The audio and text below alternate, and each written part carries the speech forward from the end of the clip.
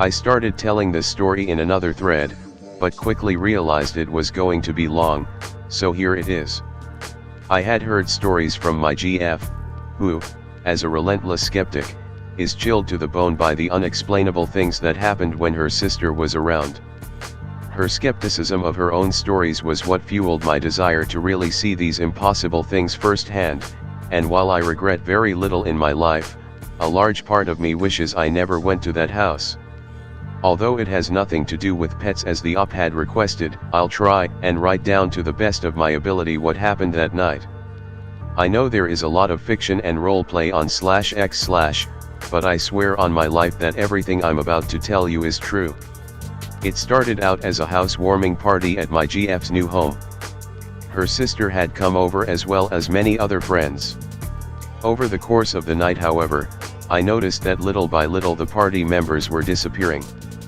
I became suspicious as to their whereabouts and began searching for them. I opened a door to a bedroom belonging to one of my GF's roommates, only to find 12 people huddled around a small game board that was glowing in the dark. Everyone was silent and you could feel an energy of anticipation in the room. On closer examination of the board, I found it to be a Ouija board. Even though I had never seen one, it was easily identifiable. The people holding the planchette were addressing questions to some unseen force in the room as it slid across the board, answering yes and no. I was more than a bit skeptical, as I could easily tell that the individual who had supplied the board was moving the planchette by his own will. I eventually made my way to the planchette and called him out on it, which the other people around the board were quick to agree with. I began asking questions, but there was suddenly no response to the board. We decided to try it in the bathroom to see if we could make it work, but alas, it remained motionless. Then I had an idea. I had heard my GF's stories of the supernatural things that happened around her sister and the sightings by multiple people in her house of a tall, threatening shadow of a man out of the corner of their eyes, so I decided to put my skepticism to the test. I wanted proof that there existed something beyond our logical understanding. I decided to bring it up with her boyfriend first. I began to explain my idea to him and my purpose for doing it, and he was as intrigued as I. He too wanted proof that there existed something beyond the natural, logical world, and agreed that it would be only me and him and that neither of us would move the planchette by our own will. I believed him completely and would believe him again, although I would imagine it hard to find the same trust for him as a reader through just my words. From this point on, I will refer to my girlfriend's sister as L, for simplicity. We made our way back into the original room. Him and I took control of the board so as to have minimal interference from would-be trolls. I was the one who began asking the questions. Is the thing that follows L around in the room with us? It should be noted that we had not spoken with L at all about this, and she was deeply against any contact with this thing, which she believed to be a demon. As she voiced her concerns, the planchette dragged slowly across the board and fell upon the word yes.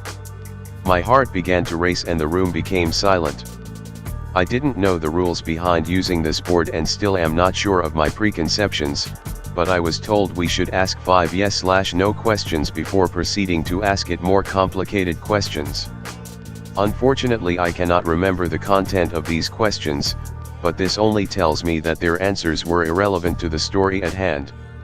Sorry if this story is becoming long, I've told it a few times before, but never in such detail.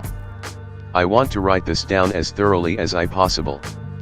The first thought on my mind was to ask it the obvious question. I had been told of a story in which Elle's closet door slammed and her light bulb burst out of nowhere, so first asked it about this. Were you the one who broke Elle's light bulb? The planchette fell upon yes. Do you enjoy frightening Elle? The planchette once again dragged to yes. How old are you? The planchette moved to the number 9. This confused a lot of people and Elle was visibly disturbed by this answer. We knew that it was not 9 years old, so what was it saying? Was it trying to deceive us? Someone suggested this meant it had been following Elle since she was 9. If this was true, it matched up with the age my GF began to notice strange things happening in their home. When asked if this was true, the planchette dragged itself to yes. At this point Elle was deeply disturbed and decided she had had enough. She got up and left the room, and no sooner did the planchette violently throw itself to the corner and drag across goodbye. It would not even stay in the room unless she was there. At this point in the story, I should mention that my GF's family was currently in the process of moving from the home in which the light bulb had exploded. Every piece of furniture had been removed save for some chair that had been left for whoever was working on the house. I had more than enough evidence to prove to myself that this was no figment of delusion, but I foolishly wanted more. I needed to see with my own eyes that which had been repeated around campfires, so I presented an idea to the immediate group that was still with us that we go to where this entity had been most prominent. I suggested we take the Ouija board and go to Elle's old house. The majority was excited by this idea, perhaps foolishly believing that I was experienced in this sort of business. It took quite a bit of convincing, but Elle finally agreed to come, so long as she could put in her headphones and listen to her music, avoiding any and all involvement in the session. And so we drove to the house. The house was completely vacant of all furniture, save for that chair, but the electricity was luckily still functioning. We set up in the kitchen, which had both a walk-in pantry and a countertop island which we set the board upon. Elle, wanting nothing to do with this, sat on the chair in the pantry with her friend. They kept the lights on in that small room and closed the door. We turned the lights off in the kitchen, not because we had to or anything, but because we were enjoying this rush of adrenaline that our new location had provided us. I began by asking it the same questions as I had at the other house, to ensure that it was the same entity to which we spoke. I then walked across the room and placed my keys on the microwave. Would you move those keys off the microwave? The planchette moved to no. I was a bit frustrated but hadn't given up hope. If I were the only one in here, would you move those keys? The planchette again moved to no. It apparently could not move them or did not like the idea of it doing something because I told it to. So I tried a different approach. If one of us were to be left alone in this room, would you appear to them? The planchette dragged over to no again. I would have thought that I was annoying it, but I had this strange sensation that it was speaking to me very formally, which to this day is something I desperately avoid thinking about. I then realized what I was doing wrong. If Elle was in here alone, would you move those keys? The planchette hesitated, but then it dragged itself to yes. If Elle was in a room alone, would you show yourself to her? It again moved to yes, this time with much less hesitation. I then had an idea which, if successful, would prove to me beyond a doubt that what I was dealing with was not some subconscious will of my own moving the piece, but rather something beyond our understanding. I whispered it so it would not be heard. Would you shut the lights off in the pantry? The planchette hesitated and then began dragging toward yes. However, it did not stop at yes, but continued to drag until it had gone straight off the board, which to my horror and excitement, was in the direction of the pantry in which Elle resided. Everyone was dead quiet. What happened next happened in a heartbeat and I lacked the literary ability to accurately describe the resulting chaos, so my fractured account will have to do. Several things happened at that moment. There was an incredibly loud bang, like a gunshot. Both people inside the pantry screamed. The door handle frantically jiggled and the lights went off in the pantry as both girls fell out into the kitchen. Now mind you, this happened in less than 2 seconds, so the panic was incredible. I sat staring at the open pantry, completely baffled. I couldn't believe it, this was what I had come for and I had found it. Actual proof.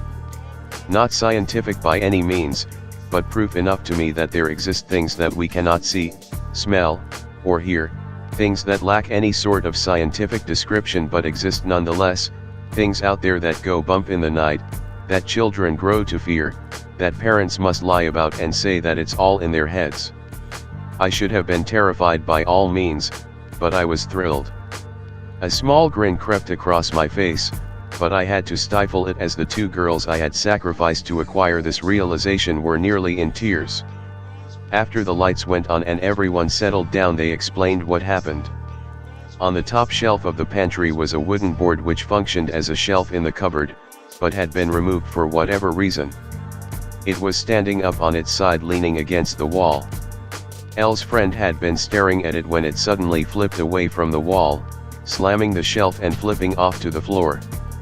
Both girls quickly tried to escape the pantry, and in the resulting chaos one may have bumped against the wall and turned off the light. It was unsure if the lights went out by paranormal means, but the timing of the incident along with the mysterious way in which the board was ejected from its resting place was enough for me. The lights going out was just a bonus. I should have left it at that. I had what I wanted and I didn't need any more evidence. What I did next I will always consider an act of foolishness, although had I done differently I would have regretted it for just the opposite reason of not going far enough, but what was done was done. Our group was largely through with dealing with the supernatural and wanted to go home, but I insisted that one more session take place, but this time with only 3 people in the room that Elle once occupied, the room that the dogs would never go into, the room whose hallway was actively avoided by the entire family, and of course, the room in which the light bulb had erupted one unfortunate evening.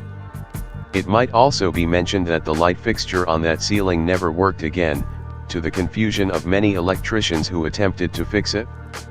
We all made our way upstairs to the door. The other group members refused to go in, and I could not blame them as I could feel it too.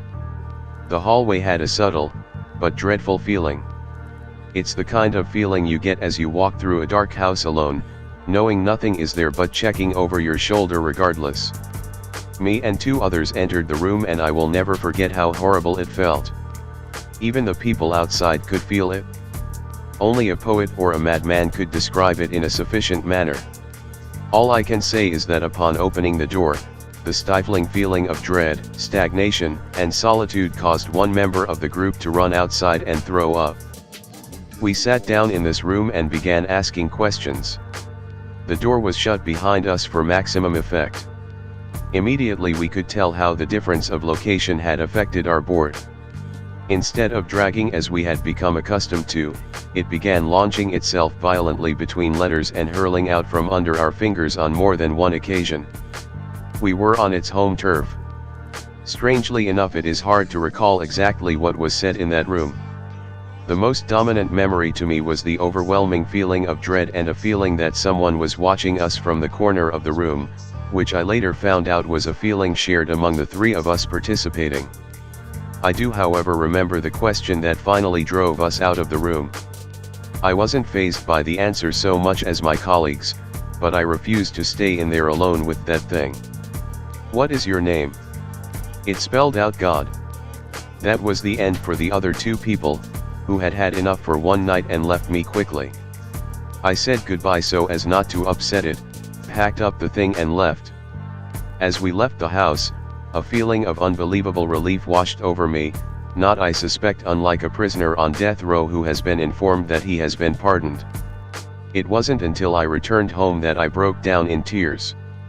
I had what I wanted, but at what cost?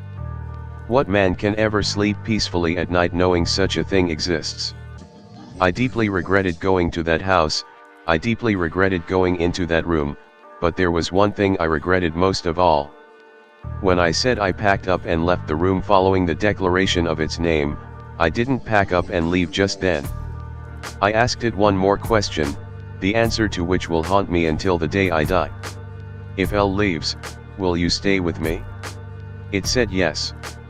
I hesitate even mentioning it as I don't know if its significance is all in my head, but it scares me enough that I refuse to look at it except for when it is absolutely necessary, even if there is nothing in the picture as many have told me before. On the trip back home, I had my friend take a picture of me in the car as I started to feel sick to my stomach to the point of throwing up very suddenly. The picture on the left is the one that she took. Upon examining it, she refused to let me see it until days later. There is something very strange reflected in the car window, a reflection of something that just wasn't in the car. I hesitate posting it as it may easily be nothing more than a figment of my imagination, but here it is nonetheless.